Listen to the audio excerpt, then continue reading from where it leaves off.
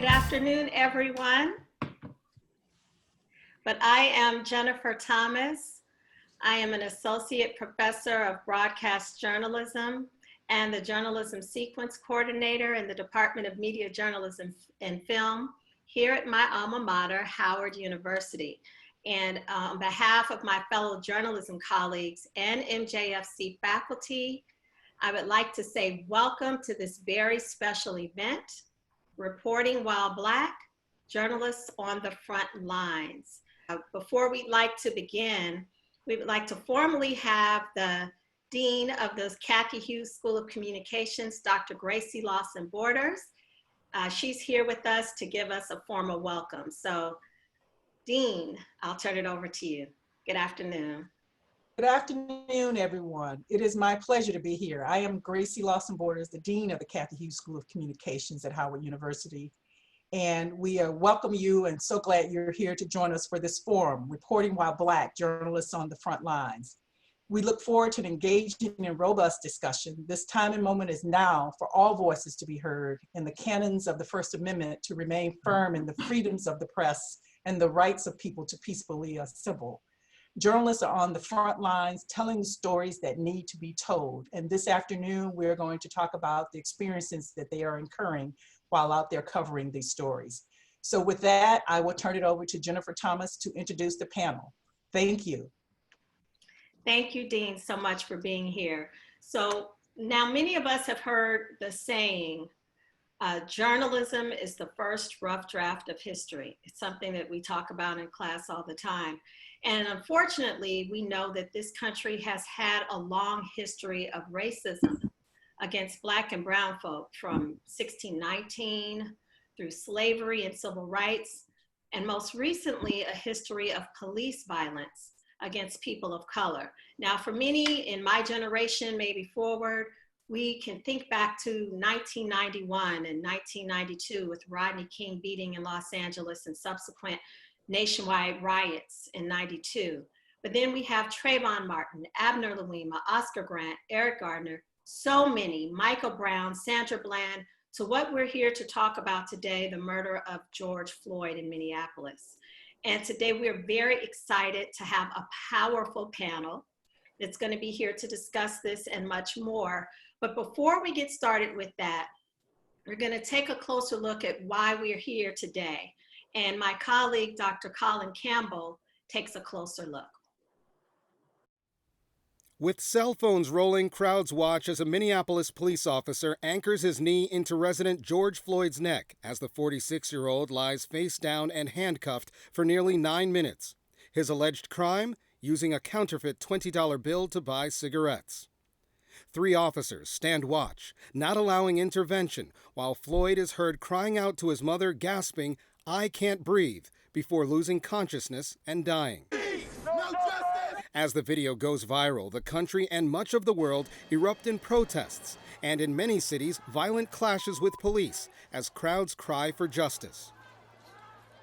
Days later, fired officer Derek Chauvin is charged with 3rd and 2nd degree murder, and eventually the others with aiding and abetting murder.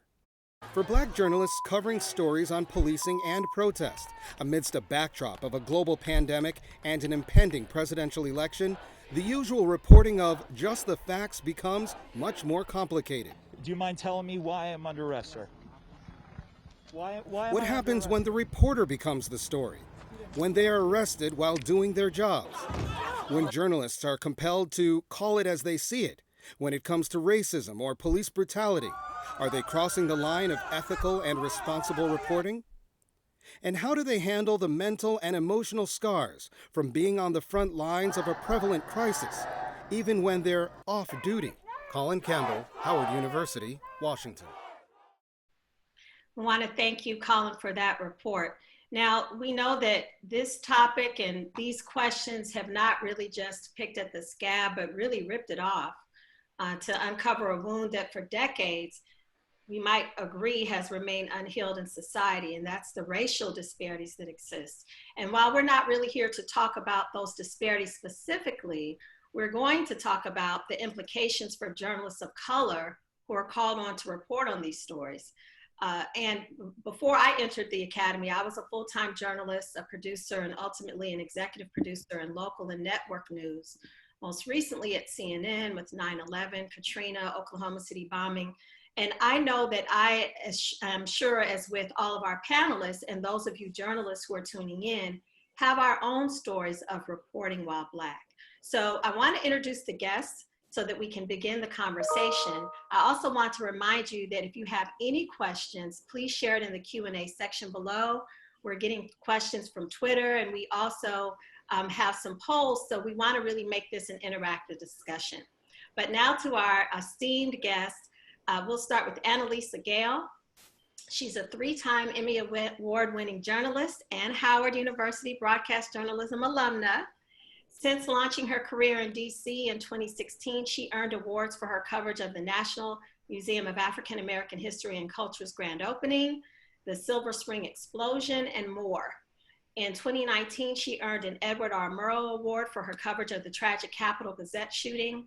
And through her stories, Anna-Lysa highlights individuals who are making a difference in the community and thus portraying images that are rarely seen.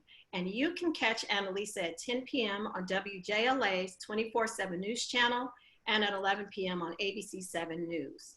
Let's welcome Anna-Lysa Gale. Thank you for being here. Thank you for having me. This is a very important and tough conversation at this time, but it's one that I'm glad we're having because it's good to release for sure. Absolutely. And then we also have with us Brandon Hunter with the Detroit Free Press. Brandon covers the over 200 neighborhoods in the great city of Detroit. He's been at the Free Press since January 6th of this year, and he previously worked at the Michigan Chronicle for 2 years. Hailing from the east side of Detroit, he enjoys running half marathons, collecting old DPS yearbooks, Detroit history, researching Malcolm X and the Black Panther Party, and listening to Doughboys Cash Out. Okay, Brandon. That's a Detroit reference right there, though. So I thank you all for having me. I've been on many of these interviews this week, and so hopefully this is my last one this week, though. So thank you. Well, it's important, so we thank you for taking time. Next, we'd like to welcome award-winning veteran journalist Hazel Trice Edney, who's president and CEO of the 10-year-old Trice Edney Communications and editor-in-chief of Trice Edney Newswire, a Black wire service. She is formerly the editor-in-chief of the National Newspaper Publishers Association News Service and BlackPressUSA.com. She's also an adjunct lecturer here with us at Howard University in the Cathy Hughes School of Communications, where she teaches multicultural media history among a string of other courses. She's had 35 years in the Black press, and some of her coverage, and I'm just going to briefly say some because there's so much, she's followed the riots following the killings of Freddie Gray in Baltimore, Mike Brown in Ferguson, the 2017 protests against white supremacists in Charlottesville, among dozens of others. She has a master's degree from the Harvard University John F. Kennedy School of Government, where she was awarded the William S. Wasserman Jr. Fellowship on the Press, Politics, and Public Policy for her coverage of race and politics in the former capital of the Confederacy at the Richmond Afro-American and Richmond Free Press newspapers, representing the Black press. Thank you for being here, Hazel. Thank you. And next we have Cherise May. She is a visual storyteller and adjunct professor at Howard University, also her alma mater. She was selected by Adobe in 2019 as an education leader for her commitment to creativity in the classroom, and she trains and speaks to educators across the country. Cherise is passionate about visual storytelling and is an advocate for diversity and inclusion in the media industry. She is the current president of Women Photojournalists of Washington, D.C., and co-chair of the photography committee at the National Press Club. She's been published in O Magazine, Time, the White House Historical Association, Essence, and the New York Times, which she's working with this week. Her work is featured in a permanent exhibit called In Conversation, Visual Meditations on Black Masculinity at the African American Museum in Philadelphia. She's an independent photographer from Kansas City, based here in Washington, and is available for commissions, assignments, and portraits anywhere. We want to say welcome to you, Cherise. Thank you for having me, and thank you for facilitating this important conversation. I've had the conversation with people that this time it feels different, and I can tell you being out there, it does feel different. Well, great. We're looking forward to this conversation. Finally, we would like to welcome Dorothy Tucker, who is a Chicago native raised in Chicago's Lawndale and Austin communities. She's been a reporter for CBS 2 Chicago since 1984. She is currently a reporter on the station's 2 investigator team and is also president of the National Association of Black Journalists, representing. She has been honored numerous times throughout her career, including several local Emmys, including one for her breaking news reports during the 2008 Northern Illinois University shootings.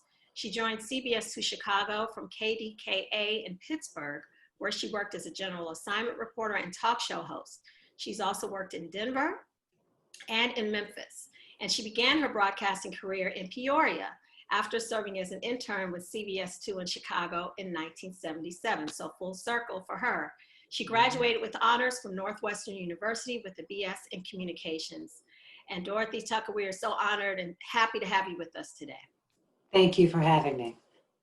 So let's get started with the conversation. As I mentioned before, we have 1 hour. I'm going to try to wear my producer's hat and give us a hard stop because I know you all are working, so we appreciate and respect your time with us. But I wanted to show a headline as we get started. Well, several headlines that have been out this week that talk about what's going on right now. And if you can see some of them, they say George Floyd and the special hell reserved for Black journalists covering his killings. The terror of wearing both a press badge and Black skin. Black journalists are carrying unique burdens. For Black journalists, historic imperative and a unique burden. Journalists on reporting while Black with the weight of history on their shoulders, from Glamour magazine. So we want to talk to you all as journalists of color who are being on those front lines, so to speak. It almost sounds like it's a war. I don't know if it feels like that to some of you, but let's start from there. We keep hearing that this time is different. So is this different? And if so, how so? You know, I'd like to start with that, Jennifer. Having covered so many of these, I mean, I was in Ferguson after the killing of Mike Brown. I was in Baltimore, almost got hit in the head, standing in front of a 7-Eleven that was looted. And of course, Charlottesville, actually the place of my birth. And I'm deep in Virginia right now at my mother's house in Louisa, Virginia. I've seen, it's almost like you've seen it all, the ridiculousness of all of these killings, Trayvon Martin and the Skittles. We had Rodney King being beaten almost to death right in front of our eyes in 1991, and then Eric Garner, I Can't Breathe, Tamir Rice. 2 seconds after the police officer got there, he was dead with a BB gun. And each one of those times, we have thought, wow, this is it.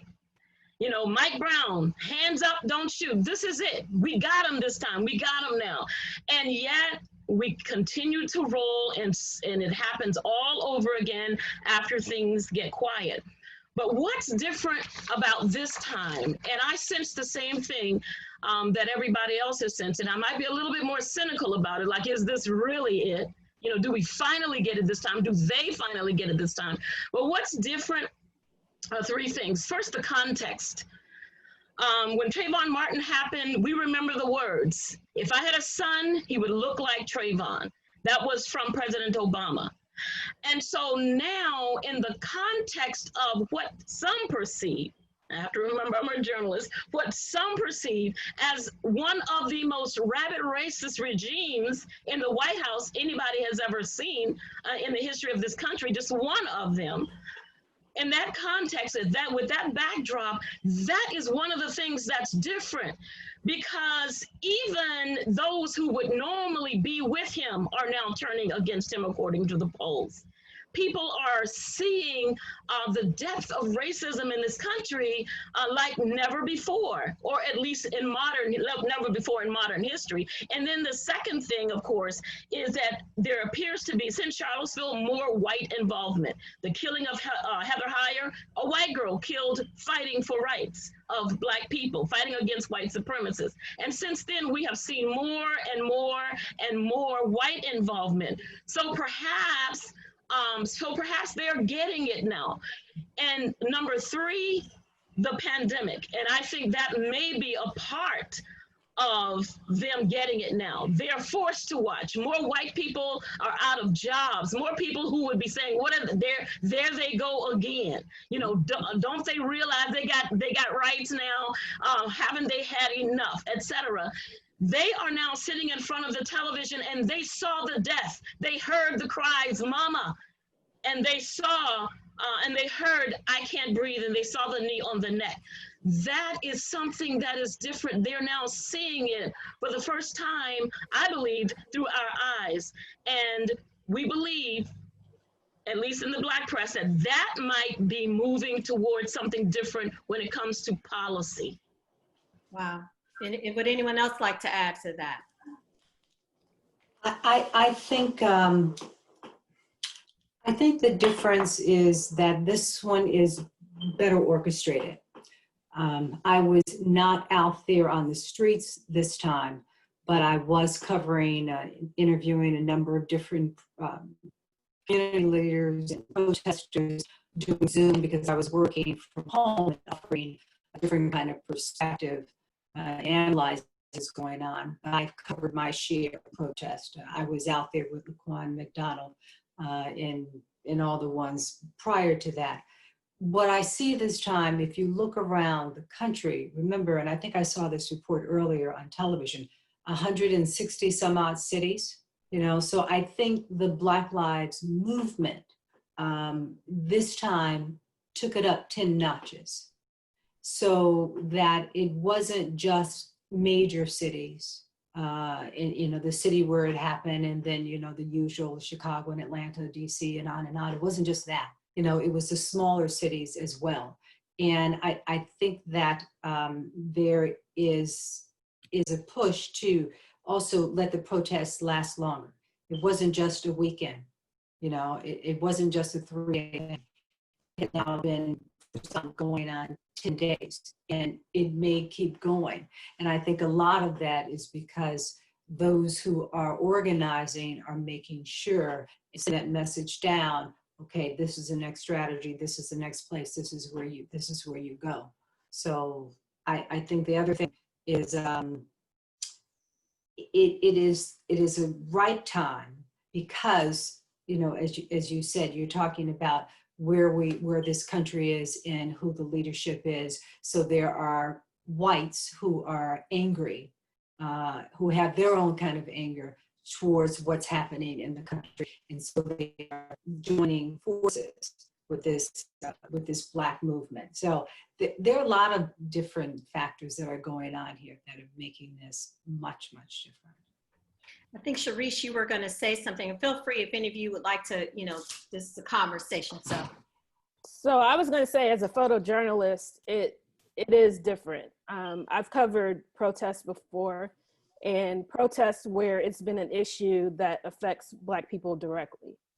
At this particular time, it's different being out there because I see more white people who are out there protesting, which I didn't see before when I've covered previous protests.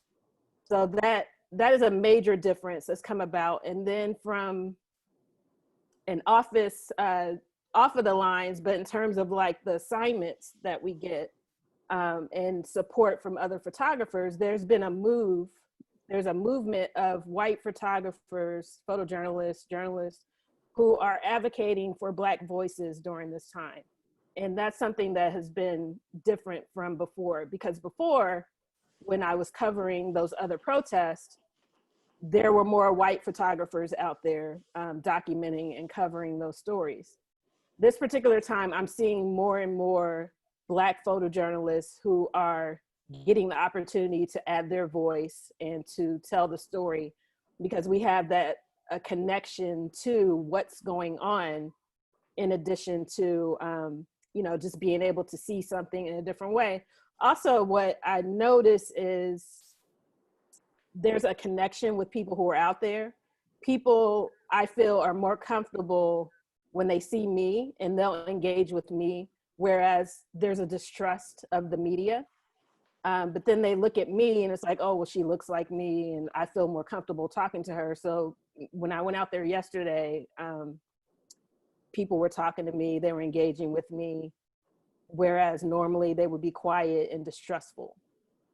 I want to piggyback on that, and maybe Anna-Lysa and Brendan, you could jump in. I was just on a call, another Zoom call, webinar just before this one, and there were questions about the media, why we cover certain stories or why we don't cover certain stories, and why aren't we seeing more journalists of color out there doing the stories. So my question is, how do you find those stories of Black folk to cover without seeming like you're taking a side, but to make sure that those stories are told when you're out there covering something that's quickly moving like these protests have been?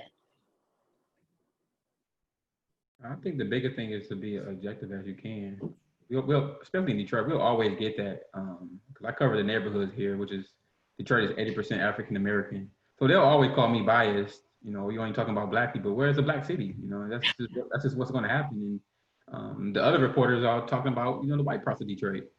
So we had a 16-year-old kid. You know, he has Mexican, has Black, and he led one of the marches here in Detroit. He was 16 years old. You know, so we wrote that story, and you know, people loved it. You know, to see a Black kid leading these marches. Usually, you see adults doing it.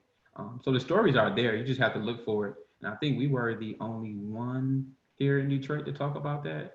Everybody was pretty much talking about, you know, the riots, as they want to call it, but it wasn't a riot here in Detroit. You know, so you got to have, you know, Black voices telling those stories of Black people, which is one of the main reasons I was hired at the Free Press. Anna-Lysa? Well, being that we live in Washington, D.C., I don't really have that problem right now. That's great. But I will tell you, when I worked in other markets, it was a little bit more difficult to get people on the air with stories about the Black community that were more uplifting and impactful. But here in D.C., I don't really have that problem at all. I've had great experiences. Actually, my bosses have actually pushed for stories, especially during Black History Month. So I haven't had that issue, thank God. And, you know, I do worry about journalists in other markets where they don't have that experience, where the majority in the newsroom, you're looking at everyone else and no one looks like you. Those are the people I'm worried about. And that is something that we have to, that we work on at NABJ, because you're right. I mean, my personal experience, you know, living in a city that's more than 50% Black, living in Chicago, you know, I don't see that either. I don't have that issue. I don't have that problem. But we do know that in many newsrooms, there may only be that one Black person, and that person struggled in order to get those stories told, which is why we are constantly pushing for more African Americans to be hired, you know, both in the ranks and in management as well, because otherwise the voice of the Black community is silenced or ignored. And, you know, in a case like this, it is more important than ever before, you know, that we really get at the root of what is happening, why we see these protests, why we see all of these young kids in old, you know, joining the protests, in order for the public to truly understand. We need to hear from those African Americans in the disenfranchised communities. So it's critical that we cover those stories. And I want to we have so many questions that have come in, and I wanted to launch one of our polls too, but let me ask one of the questions that came into our chat room. This is to all of the panelists. How do you as journalists, and this is going back to what Brandon touched on, grapple with your understanding of objectivity and management's notion of objectivity while covering stories during this historic pandemic and moment? And do you see your reporting being hijacked by the master narrative of what it means to be raced Black in North America? I believe there is, I just don't, I'm in the Black press, but even if I was in the white-owned media, I just cannot imagine having to be objective on certain stories. I don't know who created that word in journalism. The word that I use, and I even use with students, is fair. You must be fair, because how can you be objective when you got a man, when you're watching a man under the police officer's knee hollering mama? I mean, there's just no objectivity in reporting that. However, there is fairness. You can make sure that if that police officer has got an explanation, or the others who were arrested as well, that at least you can tell their story, that you're not crying that they are racist. You just got to tell what their story is. My father in the Black press, Ray Boone, the late Ray Boone of the Richmond Free Press, say all you have to do, he said, you don't ever have to think about what to say or what to write. All you've got to do is tell the story of Black people. So all we've got to do is tell George's story. All we've got to do is tell the story of the Charleston Nine and Dylan Roof. You know, Dylan Roof got taken to McDonald's because he was hungry on the way to the police precinct, you know, while 9 people were dead. So there's no need to even think of objectivity. You just tell the story, and you tell it in such a way that the people who read it will feel it, because you tell, if you just tell the facts, then they will feel it and they will know which quote unquote side to take. Go ahead. I hear Hazel, and you're absolutely right. But I think for those who are asking that question, is it difficult? Do you find yourself suppressing your anger, you know, suppressing your personal viewpoint? You do. But as Hazel says, you push through that because your job is to be fair and accurate. You know, Sunday, when I was covering the story, and when I was talking to the various community activists and protesters and such, you know, one side of my brain is asking this question, having this conversation. The other side of my brain is in prayer, because my son was in the car. My 28-year-old son was in the car driving from Atlanta to Chicago, that 14-hour drive. You know, so I started work early Sunday morning, but there is not a moment for the next 12 hours that went by that I was not thinking of my child, you know, praying that he would not be stopped by a police officer, that if he stopped at a gas station or convenience store, that he stopped to eat something, that he would get out of there alive. So the entire time, trust me, you are thinking about it. And, you know, we all have stories within our family, our brothers, fathers, our husbands, who have been personally impacted by the injustices that we are now covering, which is why it is critical that we are fair, which is why it is imperative that we tell every story there is. And, you know, and that is something that, you know, again, when you are out there as a reporter, because of what you bring to the table, you are not only able to talk to those families, you're able to ask that underlying question that really gets at their pain, that really makes it crystal clear why they are compelled to be out here in the streets, why they march for hours and hours and hours. You, because of your personal experience, can bring that out and tell that story and make sure the world understands just how important this is. Mm-hmm. When we talk about journalists on the front line, and I'm going to launch one of these polls that we have, and I'd love for our participants to respond. I think it's up there now. What is your biggest concern regarding news coverage? And you see the different options there. If you can give your responses to that. But I wanted to piggyback from what you were just saying, Dorothy. Anna-Lysa, I know you've written about what it's been like for you sort of on the front lines of this. Can you share a little bit about what you talked about in your article? Yeah, I'm fairly young still, so there's still that, but also I was born in Jamaica, so a lot of this is I'm looking at from 2 different perspectives, because when I moved here at 11, that was the first time I've ever experienced racism, because most of my family members, most of the people around me, in Jamaica looked like me. So I didn't really have to think about it. It was like really the first time I started realizing that I was Black. And so I'm also thinking about the fact that this country we're literally in the middle of a new movement and we're in 2020. It's mind blowing. I talked about the fact that, in Jamaica, we have Black people on our currency. And here in America, we're still fighting to get Harriet Tubman on a $20 bill. So it's two different worlds. When I go home to Jamaica, I feel completely at home. When I come here in America, I realize the inequalities for sure. And it's just mind blowing to me that people are finally realizing. So that has been interesting. Just, comparing the two and the comparison of, wow, people are just realizing. That's what's mind blowing to me this week is people are just realizing. I still can't wrap my mind around it. So that has been very tough. And I do hope that at the end of this movement, there is some real change at the end. And I do feel like we're starting to see some of those changes. Earlier, you asked, what's different about this movement? Companies putting out statements that never put out statements before. You got the fact that these monuments are coming down that they never thought about taking down before.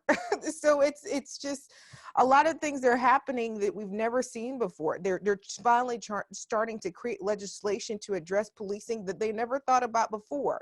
So a lot of people are now, and especially like what Ms. Hazel said, with the pandemic, people have time to think about it. Now they have time.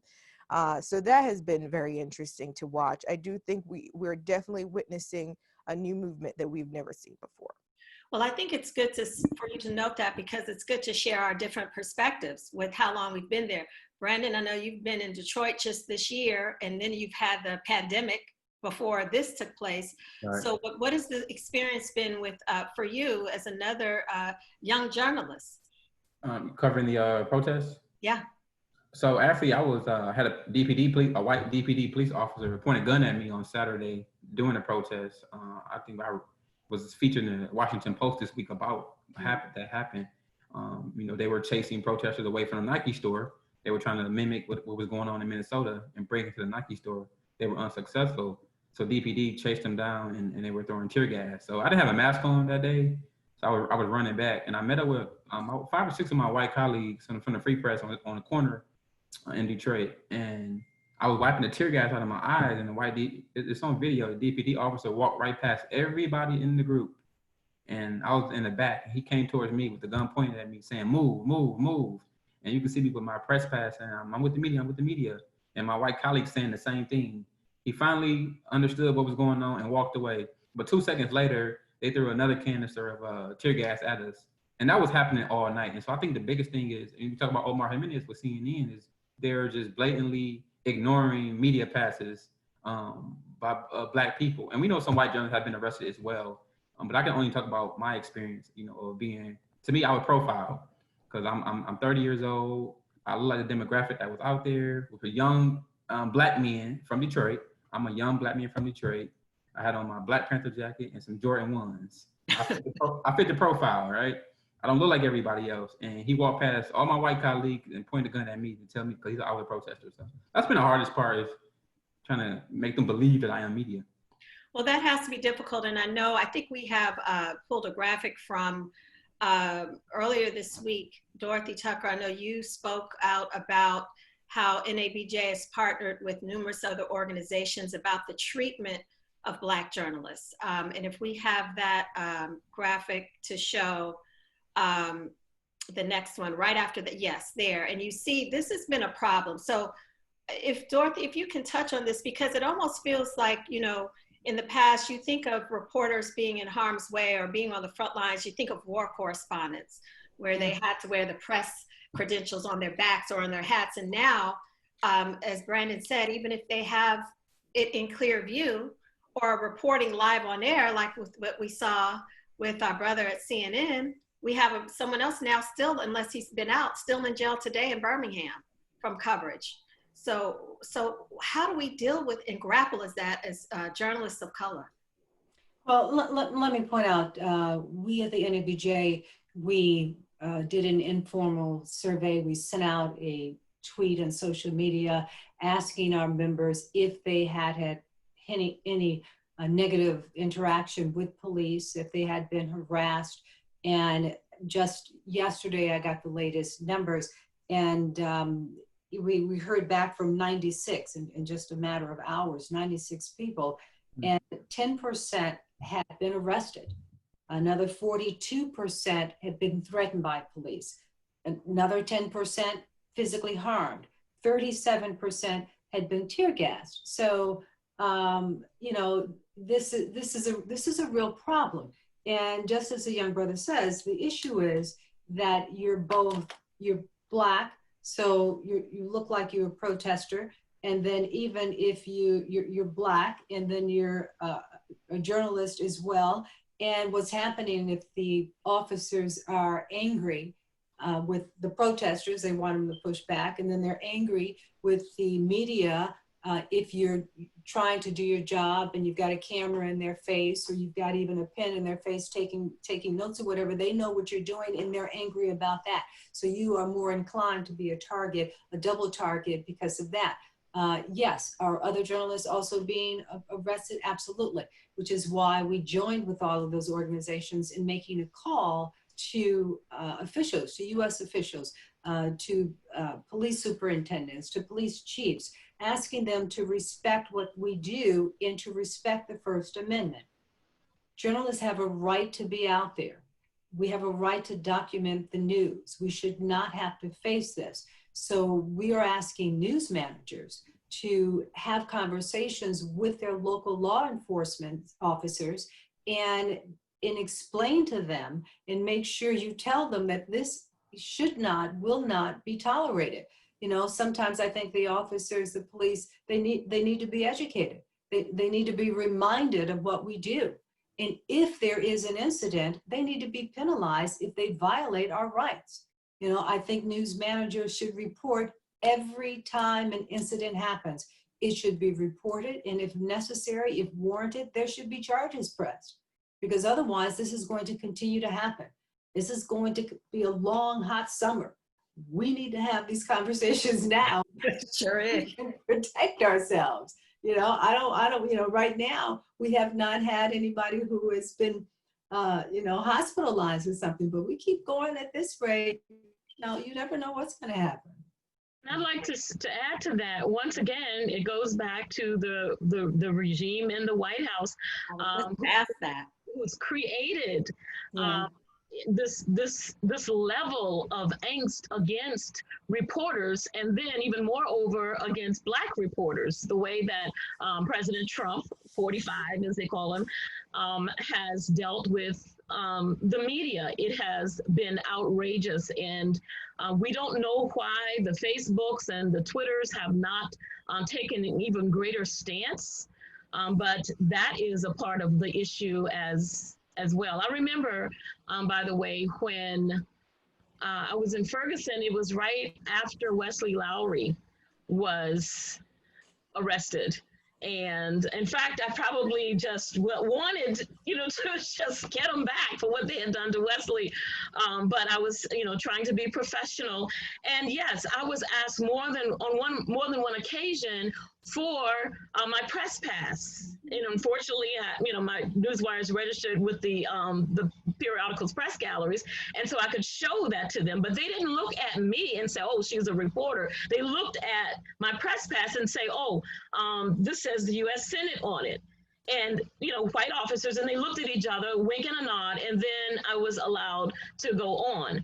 And so it's always got to be some kind of proof, or you've got to be the first target. I did not see them ask one white reporter for their credentials, you know, who was out there. It was always the approach to, you know, who is she? Why is she over behind here with them? Why is she so close to everybody?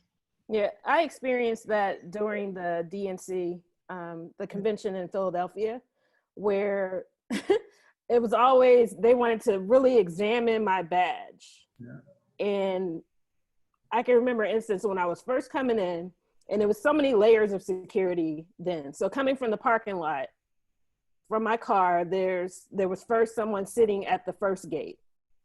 And so he was sitting in a chair, and there were two white men who were in front of me with their equipment. I had my equipment. And I watched as when they went to the gate, he stayed sitting in his chair and they just walked through the gate. But when I got up to the gate, he stood up, he took my badge in his hand and he's turning it over and really examining it. I said, "Sir, why didn't you do that for the men that just came before me?" And he was like, "What? I did." I said, "No, you didn't. I watched you sit there and let them pass through. And then you give me the extra layer of, are you supposed to be here?" And I experienced that also when I went inside. It was a constant, like, let me see your ID and examining it, while I saw people who didn't even have an ID that were able to get into areas where you were supposed to have, credentials. So that's definitely an issue. And sometimes it's even us.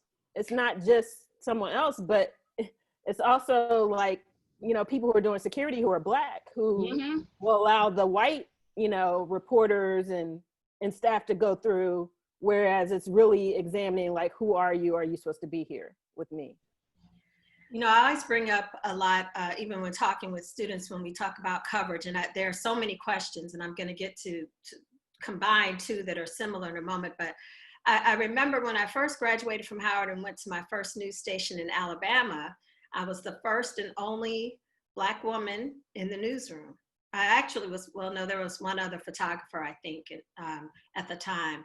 But then fast forward 20 years later, when I was an executive producer at CNN, I was the only Black person in a managerial position at CNN Network in news. So that shows that, I always say we have to look and examine who's in the room to help us make these decisions and to make sure our coverage is fair, which leads me to the question. There's one that's in our Q&A chat by Kevin Harry, and if some of you want to answer, type some of your answers to the questions in there, feel free. But Kevin Harry and another person wrote, his is, would the panelists address the importance of Black journalists speaking up in the newsroom regarding coverage, making sure it's representative of our voice and our communities? And that's similar to another one that also asked if you feel that it's ever useful to push back against non-Black leadership when they feel coverage is unfair. So any thoughts to that? I can answer the second part of that because it's actually come up now. In terms of the pushback, especially for, I would say, like, I'm a freelancer, so I work with different publications, and it's like, if there's a pushback, there's a fear of, oh, they won't call me, for assignments, or I won't get this, next gig or whatever. And that's been the conversation among Black photojournalists. What's different now, to tie that into what's going on now, why I wanted to answer that, is now what we have are white photojournalists who are stepping up saying, hey, you need to hire these Black photojournalists. We need to hear their voices. This needs to change. So now it's been like more of a push of, let's get Black photographers out there, to cover this. Now, what I don't know is that just at this time period? And then once everything, the smoke clears, then are we gonna go back to business as usual and our voices are gonna be silenced? Or, are we gonna keep up with this, let's hear, different voices? I think it's very, Go ahead. I think it's very important to have, Black voices in the newsroom. And, and speaking on our situation here at the Free Press, we took an audit of our stories. And whenever we spoke about or wrote about a Black woman or a Black man, it was always a crime story, murder story, or something negative. And most people didn't even realize they were doing that. That's because you don't have a Black voice to go out into the community and really get those stories. And, how can we be the Detroit Free Press and most of our stories are suburban? So it's not the talent, it's just the will to go out there. And that's why we had this project called Detroit Is, to really talk about what is Detroit, and if you're familiar with what's going on in Detroit, our comeback, it pretty much centers around downtown and the Midtown area, which has become gentrified with younger white people. And it's not about, and it's not including the Black people of Detroit, where I'm from, in my neighborhoods, who can't afford that.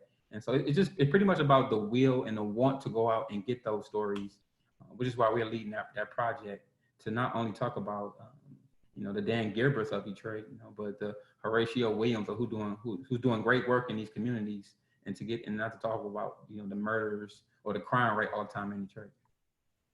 I know, Anna-Lysa. I know our sisters and brothers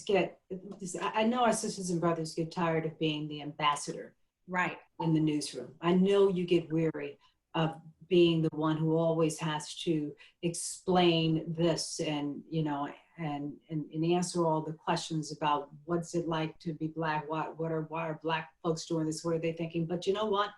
You are there, and we need you. It is important that you raise the questions. It is important that you push back, and you can do it in a very respectful way. You just bring it to the managers and you point out to them that this is offensive. You may not realize this, but this was insulting to the Black community. This is not how people really feel about this. And you have to, because if you don't, then you might as well not be there. And if you're there, let your voice be known. And again, if you do it in such a way that brings something to the table, I think you will be appreciated for the fact that you are giving them a perspective they haven't thought of. If they say riot on TV, you need to let them know, excuse me, it wasn't a riot the last time the XYZ sports team won and they were burning cars all over the place. You didn't call that a riot. Don't call this a riot. You can't liken the Black lives to buildings as they did in Philadelphia. You can't do that. And now, speaking of that, we were just about to show a graphic from that headline, if we have it to go up now. The Philadelphia Inquirer, if any of you watching did not see it, we'll hopefully have it up for you in a moment. But they had a headline this week saying buildings matter. And as a result, I think, was it 44 Black journalists from different parts of the paper staged a walkout.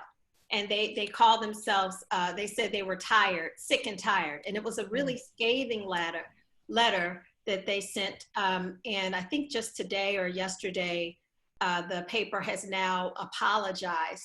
But how did that even happen?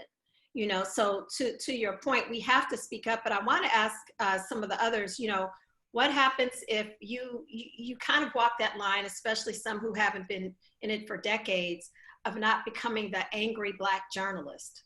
And I always felt that burden in my first days. Of course, I'm coming right out of Howard, so I'm like, how can but how do you avoid that label while making your point? I want to ask that quickly. Well, Jennifer, I am the angry Black journalist. So I just don't. Black press. So you got that. Avoid it. Okay, yes. But I would be remiss if I did not read a quick paragraph from the Kerner Commission report, because I believe that we are still there and we still have not followed some of what the Kerner Commission asked us to do. And for those who don't know, the Kerner Commission was created in 1967 because of the riots that were going on then. President Johnson appointed this commission. And it says, important segments of the media, I always have my students to study this, important segments of the media failed to report adequately on the causes and consequences of civil disorders and on the underlying problems of race relations. They're saying this is what led to the riots. They have not communicated to the majority of their audience, which is white, a sense of the degradation, misery, and hopelessness of life in the ghetto, using the language of that time. These failings must be corrected, and the improvement must come from within the industry. They recommended 3 things: expanding the coverage of the quote unquote Negro community, the language of that time, to integrate Negroes and Negro activities into all aspects of coverage and content, and then to recruit more Negroes into journalism and broadcasting, and to start in high school and in college. I'm going back in. Well, And there you go. these Well, that people, these so-called Negroes are supposed to be speaking up. That's the whole point. But it's easier said. I mean, and I was jokingly saying that about, you know, being the Black press. But when you go into that newsroom, like I was, and I'm it, and then you become the monolith for the Black community.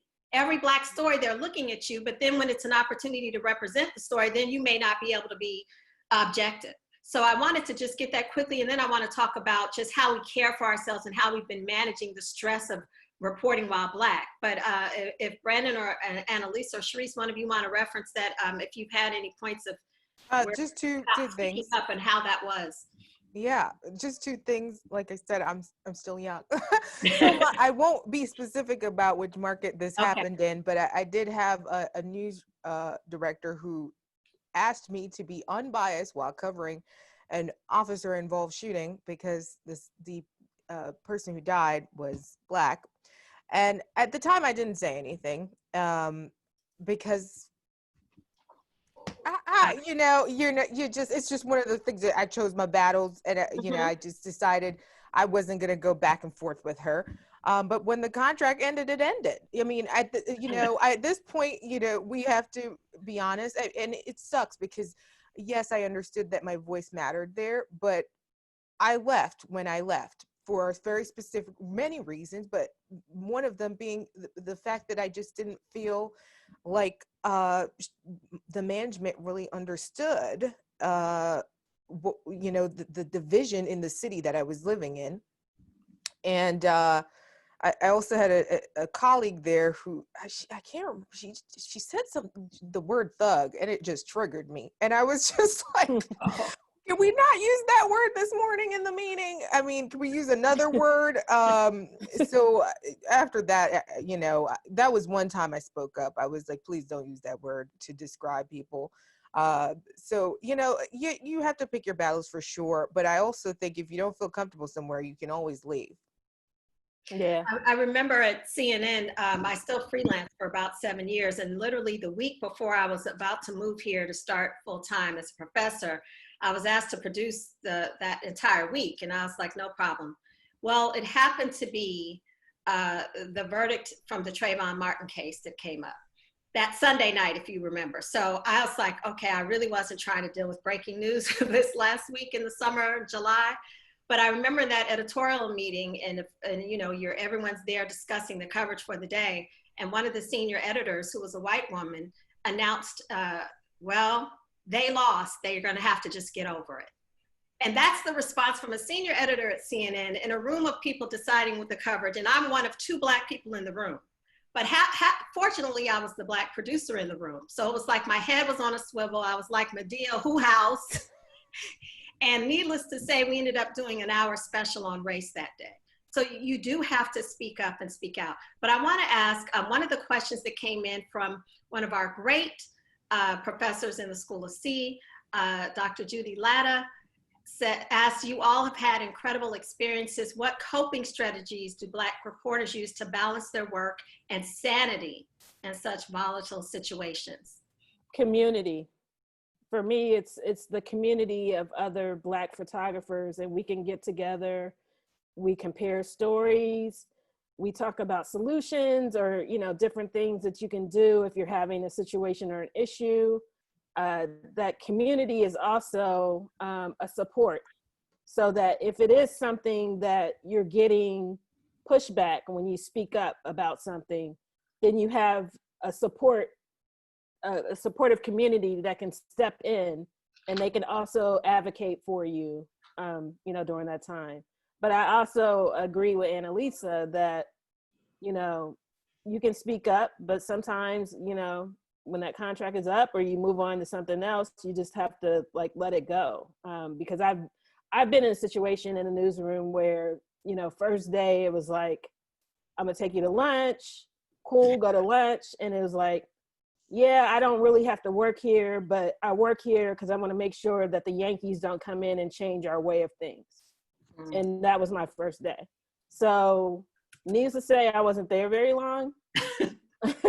But I did speak up on some things, and you know, sometimes some things may have slipped through and they're like, okay, well, we'll try that. And then sometimes they were just adamant, like, no, we're not doing it. So, you know, my time was short there and I just moved on to something else. Would someone else like to speak? How do you feel? And there's a poll. We have just about 5 minutes left. We have a poll about the Black press on the screen, but I'd like to hear from the rest of you. How do you handle the stress and balance that work life, especially now? Because we're hearing a lot of reports on how stressful it is to those of you out there on the line. I think if needed, you should seek counseling. And that's not to say, you know, something's wrong with you. That's just to say sometimes you need to speak with someone who you don't know so that you can say any and everything that you want to, so that you can unload. You know, this is a very stressful time. And I think we need to acknowledge that, you know, our mental health is important and the resources are there. I mean, especially if you work for a corporation, you're paying health benefits. It's there, and you need to take advantage of it if you feel the need. And today you can do a Zoom call after work. You can leave, go there, you know, debrief with somebody else and move on. But that for some, just in case you're single, you know, or you're in a new city and you don't have that circle yet, you don't have a family yet, then I think it's important that you take advantage of those resources. I love that question. My answer is prayer. I'm a Christian, and I'm actually an ordained minister. And so when I'm running around the church and screaming and shouting, it's getting it off of me and onto God. And that is the truth. That's just the bottom line, because I cannot tell you how many times I have cried, how many times I have taken on the issue, the load of Black people on my back, and thinking I can solve all the problems in these 35 years. And so if it were not for my church life and my relationship with the Lord, then I don't know, I probably would be, you know, sitting in front of a psychiatrist somewhere. And there's nothing wrong with that either. I actually done that too. And so thank you. Thank you for that, Dorothy. I would say that I just simply unplug. You know, being a millennial, we're all on social media, whether I'm working or not. So I just get off Twitter, Facebook, Instagram.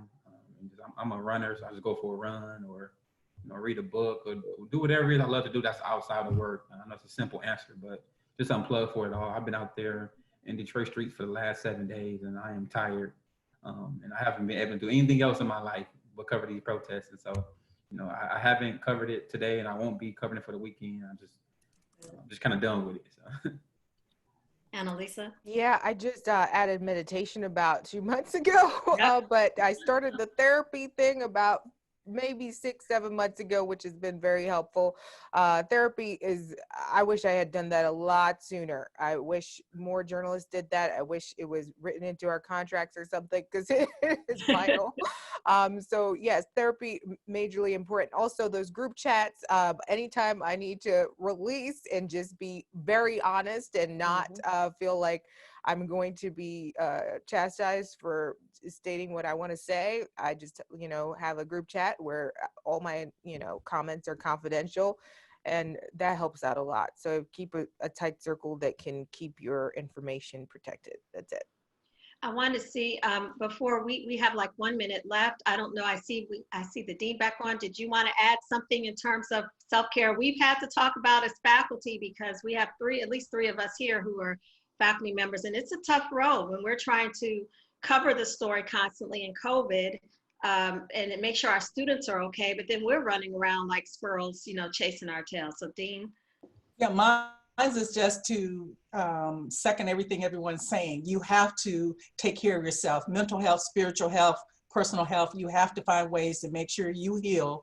I'm a former newspaper journalist, so I know and I've experienced many of these things you all are sharing, but I know how important it is, the work you do. And so becoming an educator, and those of you who are and who are watching this, and some of you journalists who come and speak with us or plan to teach, we also have to share that that we're preparing people and training people through education to say, you also have to take care of you.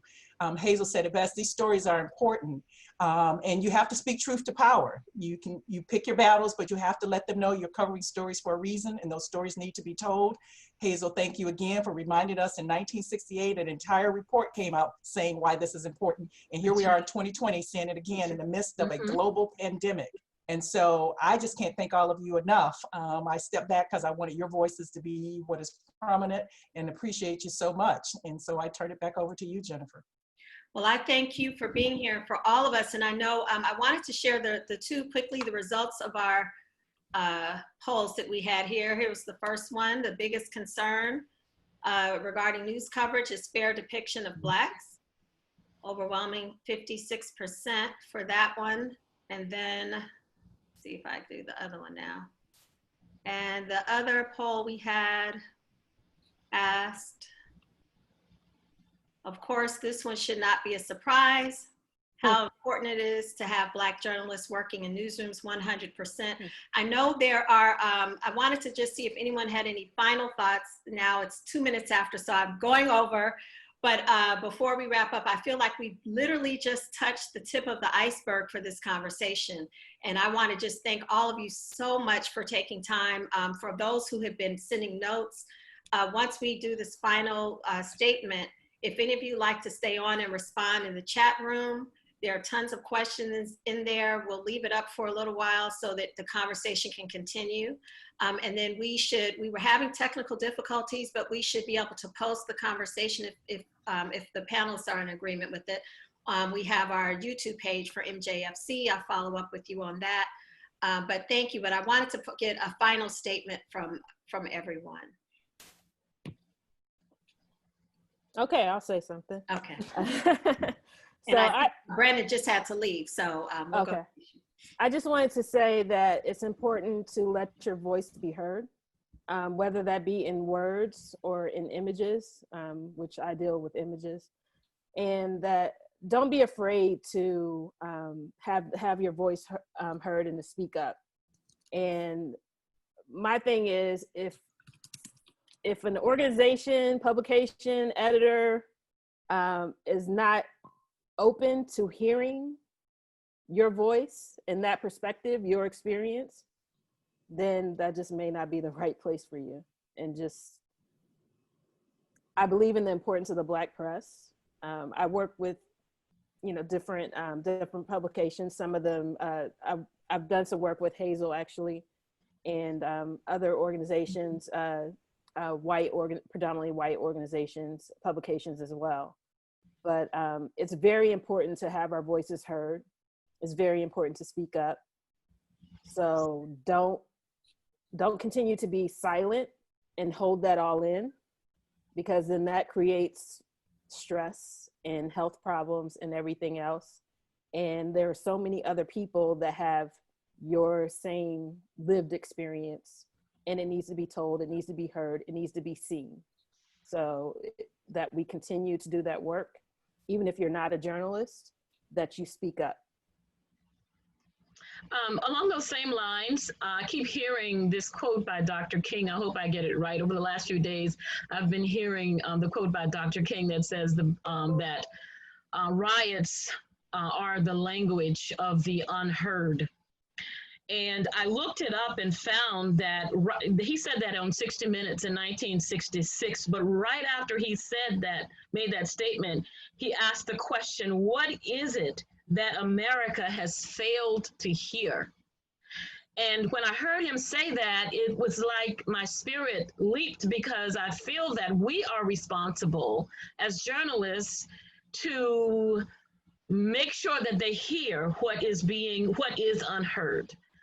And so those are my final points, that of course we know that America is not being heard, specifically Black America, because that's where the riots are rising up, but that we are responsible to make sure that our story is told and that America hears it. And when they don't hear it, then we got to turn it up. So sorry, guys. I gotta run. I'm working tonight, but just want to say thank you for putting together this panel. Seriously, the most important thing I'm trying to keep in mind right now is to just be very genuine.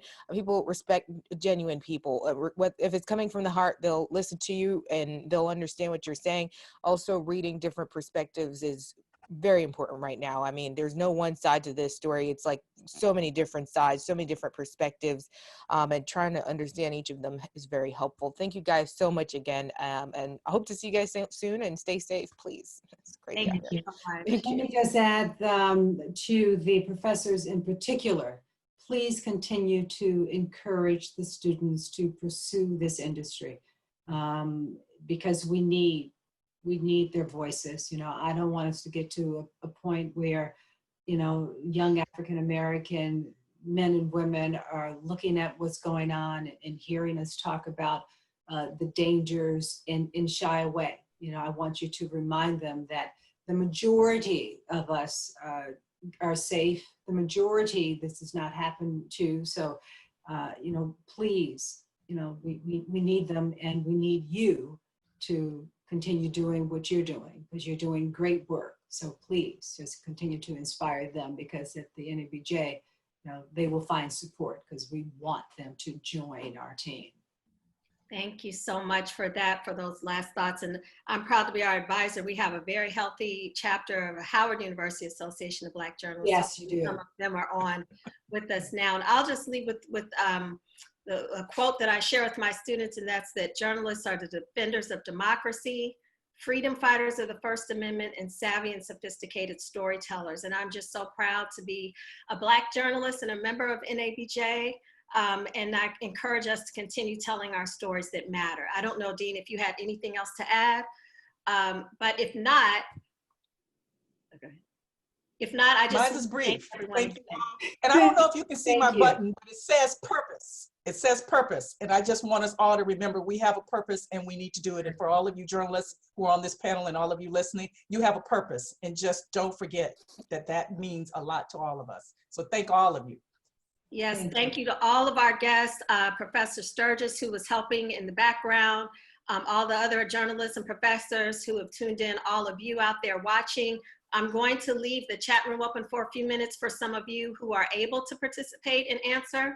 And I understand if you can't, I'll just leave it and put the music back on. And thank you again. Hopefully we'll have this more, but please stay safe. God bless, and thank you all again for being here. This is great. Thank you. Yes. Thank you.